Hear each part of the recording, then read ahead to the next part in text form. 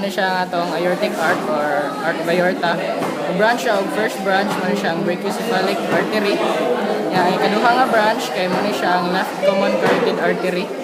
Ang gani siya, kay mo ni siya itong left subclavian artery, yung red. Ang third nga branch. Yan siya ang itong superior vena cava.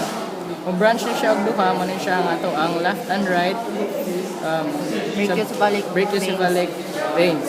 Kung branch ang imuhang right brachiocephalic into subclavian vein. So, right subclavian vein, left subclavian vein.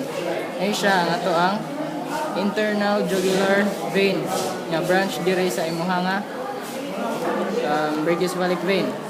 Kani siya, muna siya itong trachea. Branch siya diri. Kani siya ang primary nga bronchus. Then kani siya, secondary nga itong lobar. Kani siya ang itong azygos vein. Kani siya ang esophagus. Kani siya itong descending aorta.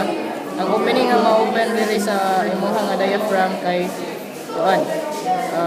aortic opening, esophageal opening, and kani cable opening. So, muna siya ang inferior vena cava. Inferior vena cava. Yan muna yung imuhang diaphragm. Yes. Nya, kini kay muna ang mga secondary bronchi. Ano siya? Kini din ang mga siya. Superior, inferior. Secondary or the segmental. Kani siya kay branch siya katulo, superior, middle, o inferior. Secondary.